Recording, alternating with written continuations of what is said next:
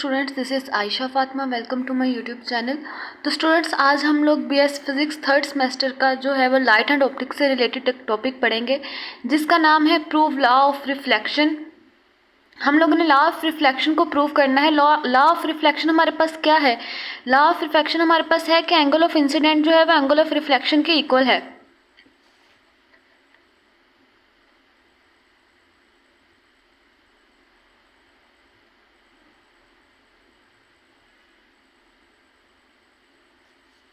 ये हमारे पास law of reflection है।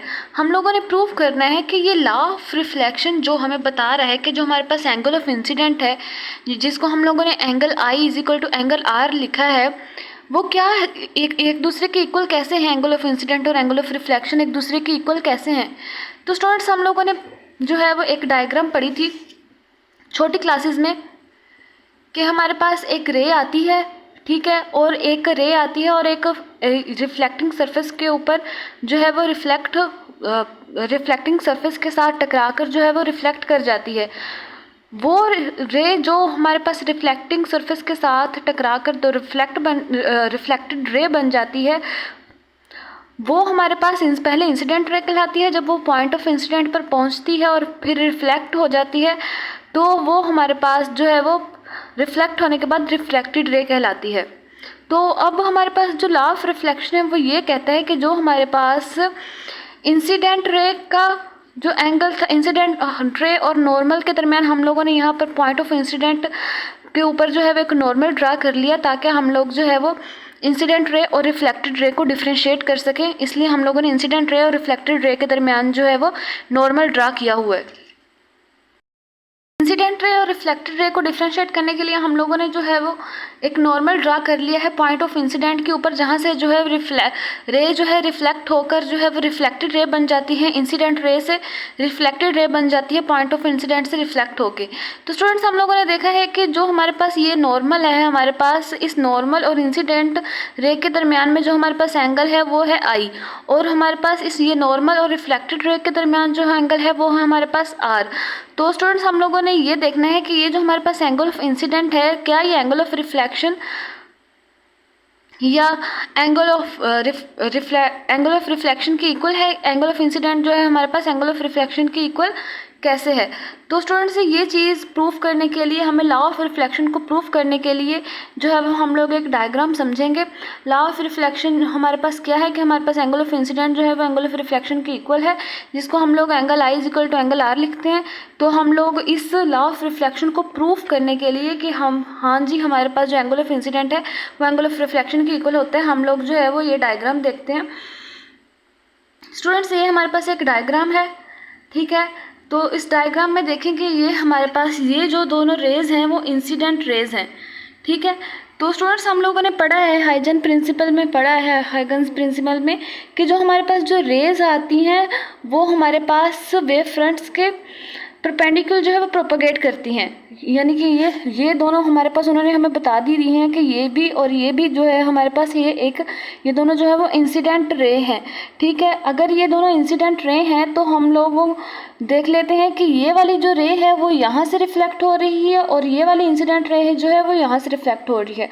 इस रे के ऊपर आपको पता है कि जो वेवलेट्स होते हैं वो हम अपने मीडियम में जो है वाइब्रेट करते हैं और उन वेवलेट्स को हम लोग ज्वाइन करके जो है वो नए वेव फ्रंट्स बनाते हैं। इसी तरह फिर उन वेव फ्रंट्स के ऊपर, उस वेव फ्रंट के डिफरेंट पॉइंट्स के ऊपर भी हमारे पास वेवलेट्स होते हैं जो कि अपने मीडियम में वाइब्रेट कर रहे होते हैं। फिर उन वेवलेट्स को भी हम लोग जो है वो एक ड्रा करते हैं, टेंजेंट से ड्रा करते हैं, फिर एक नया वेव फ्रंट बनता है। तो इस तरह हमारे पास वेव फ्रंट्स बनते जा रहे हैं और जो हमारे पास रे का प्रोपोगेशन होता है वो वेव फ्रंट के परपेंडिकुलर होता है। ये हम लोग सब कुछ हाइजेंस प्रिंसिपल्स में पढ़ चुके हैं। अगर आप लोगों ने वो वाला लेक्चर नहीं सुना तो आप लोग पहले वो सुन लें। से देखें, ये हमारे पास जो है वो इंसिडेंट रेज है और ये हमारे पास जो है वेवलेट्स है, ठीक है। ये इस इंसिडेंट रे का वेवलेट है, ये इस इंसिडेंट रे का वेवलेट है, ठीक है। इन दोनों इंसिडेंट रेज के जो है ये वेवलेट्स हैं। इन वेवलेट्स को हम लोगों ने जो है वो टेंजेंट से जब ड्रॉ किया, यानी कि हम लोगों ने इन दोनों वेवलेट्स को जो है वो ज्वाइन किया तो हमारे पास एक नया वेव फ्रंट बन गया, ठीक है। तो स्टूडेंट्स, जब हमारे पास ये वाली इंसिडेंट रे जो है वो यहाँ से रिफ्लेक्ट हो जाती है, ये वाली इंसिडेंट जो है वो थोड़ा सा ज़्यादा डिस्टेंस कवर करके यहाँ पे रिफ्लेक्ट होती है। तो जब रिफ्लेक्शन के बाद भी हमारे पास इस इंसिडेंट रे की जो रिफ्लेक्टेड रे की जो वेवलेट होती है और इस रिफ्लेक्टेड रे की जो वेवलेट होती है, जब हम लोग इन दोनों को हम लोग जो है वो इन दोनों रिफ्लेक्शन के बाद इन दोनों इंसिडेंट वेव्स की रिफ्लेक्टेड वेव्स की जो है वो वेवलेट्स को ज्वाइन करते हैं। ये हमारे पास रिफ्लेक्शन के बाद जब हम लोग जो है वो इस रिफ्लेक्टेड रे की जो वेवलेट्स को जो है वो टेंजेंट से जो है वो ज्वाइन करते हैं ताकि एक नया वेव फ्रंट बन जाए। तो उस वक्त हमारे पास जो वेव फ्रंट बनता है वो हमारे पास रिफ्लेक्टेड वेव फ्रंट बनता है। ठीक है, पहले वो दोनों रेज जो थी वो इंसिडेंट रेज थी और उनके वेवलेट्स को हम लोगों ने जब अलोंग द टेंजेंट जो है वो ज्वाइन किया तो हमारे पास एक नया वेव फ्रंट बन गया। वो पहले जो है वो इंसिडेंट रे थी, वो अभी रिफ्लेक्ट नहीं हुई थी, तो वो उस वक्त जो वेव फ्रंट बना था उसको हम लोग जो है इंसिडेंट वेव फ्रंट बनते हैं। रिफ्लेक्शन के बाद हम लोगों ने जो है वो उन दोनों रेज की जो है वेवलेट्स को जो है वो यहाँ पे ज्वाइन किया है। ठीक है, अलोंग द टेंजेंट ज्वाइन किया है और एक नई वेव फ्रंट बनी है रिफ्लेक्शन के बाद। तो रिफ्लेक्शन के बाद जो वेव फ्रंट बनी है वो हमारे पास रिफ्लेक्टेड वेव फ्रंट होगी। हम लोग देखते हैं कि ये वाली जो हमारे पास वेव इंसिडेंट रे है, ये वाली जो इंसिडेंट रे है, जब वो इस पॉइंट के ऊपर आकर जो है वो रिफ्लेक्ट हो जाती है तो इस पॉइंट ए से लेकर इस डी तक का जो डिस्टेंस कवर करती है वो उस डिस्टेंस को हम लोग कहते हैं v इंटू टी। ठीक है, और हमारे पास ये जो इंसिडेंट रे है जिसको हम लोग जो बी सी का नाम दिया है, जब वो पॉइंट सी से रिफ्लेक्ट होती है तो बी और सी के दरम्यान में हमारे पास जो डिस्टेंस है वो भी हमारे पास v इंटू टी आता है। हम लोगों ने इस डायग्राम में देख लिया कि इंसिडेंट रे आती है, पॉइंट ऑफ इंसिडेंट से जो है वो रिफ्लेक्ट होती है, फिर रिफ्लेक्टेड रे बन जाती है और point of incident incident ray और रिफ्लेक्टेड रे के दरम्यान में हम लोगों ने नॉर्मल ड्रा किया है।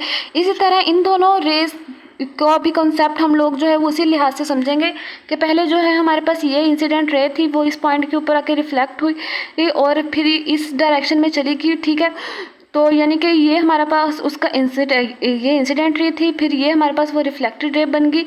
तो इस इंसिडेंट रे फिर और इस जिस पॉइंट ऑफ इंसिडेंट से वो रिफ्लेक्ट हुई है वहाँ पर हम लोग जब एक नॉर्मल ड्रा करते हैं तो इस नॉर्मल और इस इंसिडेंट रे के दरम्यान में हमारे पास जो एंगल बनता है वो हमारे पास होता है इंसिडेंट। ठीक है, हम लोगों ने कहा है कि जो रे है वो प्रोपगेट करती है along the perpendicular to the wave front. तो ये हमारे पास वेव फ्रंट है, तो जो रे है वो इसके परपेंडिकुलर जो है प्रोपगेट करेगी। तो इस वजह से यहाँ पर हम लोगों ने परपेंडिकुलर ड्रा किया है। तो इस रे के दरमियान जो हमारे पास एंगल होगा वो 90 माइनस आई होगा, यानी कि हमारे पास ये भी इंसिडेंट रे है, ये भी इंसिडेंट रे है। तो ये देखें, ये पॉजिटिव इंसिडेंट है, ये पॉजिटिव इंसिडेंट है, ये नेगेटिव इंसिडेंट है। जब हम लोग इसको मिला के लिखेंगे तो ये हमारे पास 90 का एंगल बन जाएगा कि हमारे पास जो इसका मतलब ये होगा कि हमारे पास जो इंसिडेंट रे है वो वेव फ्रंट के परपेंडिकुलर जो है वो प्रोपगेट कर रही है। और ये हमारे पास अगर हम लोग यहाँ पर जो है वो ये 90 डिग्री का एंगल बना देते हैं, क्योंकि हमें पता है कि ये जो हमारे पास रे आ रही है वो वेव फ्रंट के जो है परपेंडिकुलर जो है वो हमारे पास प्रोपगेट कर रही है। यहाँ पर हम लोगों ने 90 डिग्री का एंगल इस वजह से बनाया था क्योंकि इंसिडेंट रे जो है पॉइंट ऑफ इंसिडेंट से रिफ्लेक्ट हो जाती है और 90 डिग्री का एंगल बनाती है। तो अब हम लोगों ने जो है वो ये 90 अगर यहाँ पर जो है वो 90 डिग्री का एंगल बनाया है तो देखें कि हमारे पास ये जो फिर हमारे पास जो एंगल होगा वो आई के बराबर होगा, क्योंकि देखें कि ये हमारे पास ये जो होल चीज़ है, ये जो होल है इस रे का वो आई के इक्वल है, क्योंकि हमारे पास अंदर क्या है 90 माइनस आई और ये पॉजिटिव आई, तो ये नेगेटिव आई और पॉजिटिव आई जो है वो 90 डिग्री बन जाएगा। तो हम लोग कहेंगे कि ये हमारे पास जो इंसिडेंट है ये 90 डिग्री की इक्वल है। ठीक है, बाद में जब ये रेज जो है वो रिफ्लेक्ट होती हैं, नेक्स्ट हम लोग जो है वो रिफ्लेक्टेड रे की तरफ आ जाते हैं। ये तो हमारे पास इंसिडेंट रे थी, रिफ्लेक्टेड रे का कॉन्सेप्ट भी वही है हमारे पास के रिफ्लेक्टेड रेज जो है हम लोगों ने जो है एक नॉर्मल ड्रा कर लिया। तो रिफ्लेक्टेड रे के दरमियान और नॉर्मल के दरमियान हमारे पास जो एंगल बनेगा वो 90 डिग्री का बनेगा। ठीक है, तो यहाँ पर हमारे पास हम लोगों को पता है कि जो रे होती है वो वेव फ्रंट के परपेंडिकुलर प्रोपगेट करती है, तो फिर हम लोग कह देते हैं कि यहाँ पर भी हमारे पास एक 90 डिग्री का एंगल बन जाता है। और ये जो हमारे पास रिफ्लेक्टेड रे है वो 90 डिग्री की इक्वल होती है, क्योंकि अब देखें कि हमारे पास नॉर्मल के दरमियान और जो रे के दरमियान रिफ्लेक्टेड रे के दरमियान जो हमारे पास एंगल बन रहा है वो 90 माइनस आर है, ठीक है।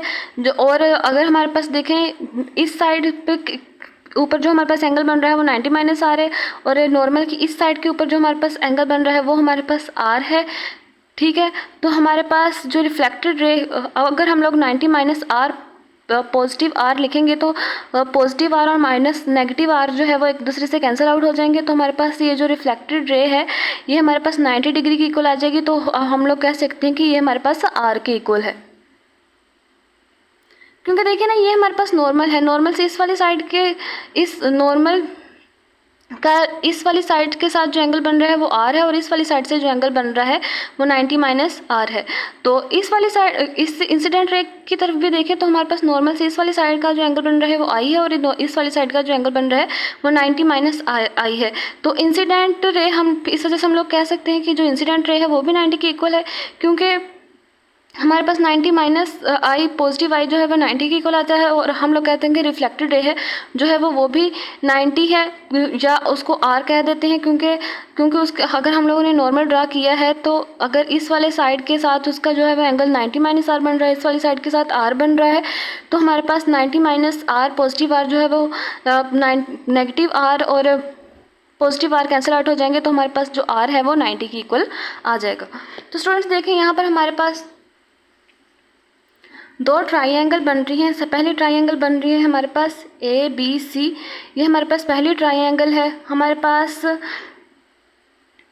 जो डिस्टेंस है बी और सी के दरमियान वो हमारे पास वी टी लिखा है, और हमारे पास जो ए है वहाँ पर जो है 90 डिग्री का एंगल बन रहा है। तो ये हमारे पास पहली ट्राइंगल है। जो दूसरी ट्राइंगल है वो हमारे पास ए डी सी है, ठीक है स्टूडेंट्स। तो हमारे पास देखें कि जो ए और डी के दरमियान हमारे पास डिस्टेंस है वो v इंटू टी है, और हमारे पास जो सी पॉइंट है वहाँ पर हमारे पास 90 डिग्री का एंगल बन रहा है। तो इन दोनों जो ट्राइंगल को हम लोग जो है वो अलग से देखते हैं। हम लोगों ने यहाँ पे लिख दिया कि angle between incident wave front end reflecting surface is called angle of incident, कि हमारे पास ये जो इंसिडेंट वेव फ्रंट आ रही है और ये जो हमारे पास एंगल ऑफ इंसिडेंट है इसके दरमियान में हमारे पास जो एंगल है वो हमारे पास एंगल ऑफ इंसिडेंट कहलाएगा। और हमारे पास जो रिफ्लेक्टिंग वेव फ्रंट है और हमारे पास रिफ्लेक्टिंग वेव फ्रंट और जिस सरफेस से वो रिफ्लेक्ट हो रही है उनके दरमियान हमारे पास जो एंगल होगा वो हमारे पास एंगल ऑफ रिफ्लेक्शन होगा, उसको आर कहेंगे। क्योंकि हमारे पास हम लोगों ने देखा था क्योंकि ये हमारे पास नॉर्मल की इस वाली साइड का एंगल जो है वाई है, इस वाली साइड का एंगल 90 माइनस आर है। ये हमारे पास इंसिडेंट रे है, ये इस सरफेस से वो रिफ्लेक्ट हुई है, और ये जो चीज़ होल है वो हमारे पास आई के इक्वल आती है क्योंकि इंसिडेंट रे है। तो इस वजह से हमारे पास इस incident angle between incident wave front के दरमियान हमारे पास और हमारे पास रिफ्लेक्टिंग सरफेस के दरमियान हमारे पास जो एंगल होगा वो हमारे पास एंगल ऑफ इंसिडेंट कहलाएगा।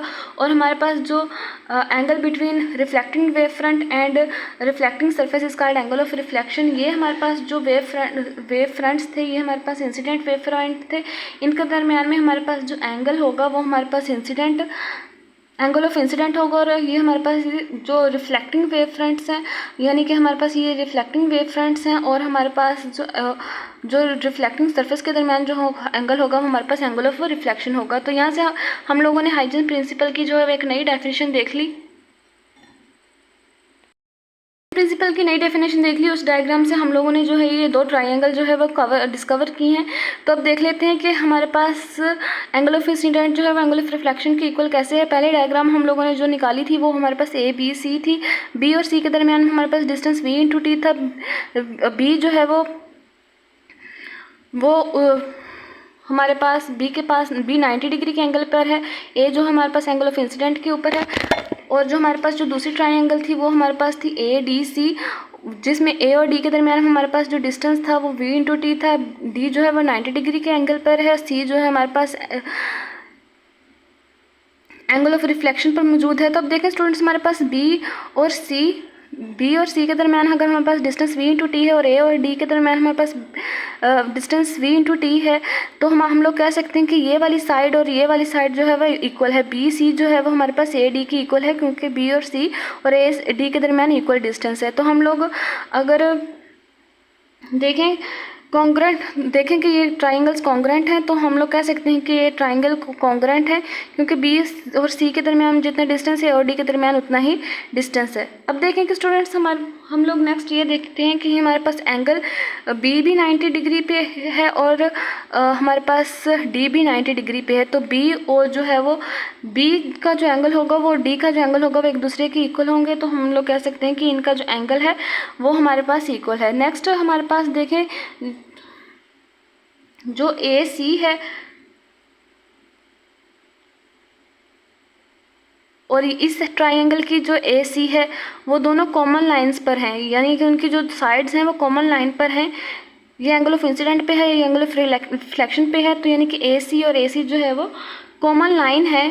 तो हम लोग कह सकते हैं कि ये ट्राइंगल जो है वो कॉन्ग्रुएंट है। सबसे पहले देखें कि हमारे पास बी सी के दरमियान भी जो डिस्टेंस था वी इंटू टी था और ए डी के दरमियान भी जो डिस्टेंस था वो वी इंटू टी था। तो हम लोग कह सकते हैं कि ये साइड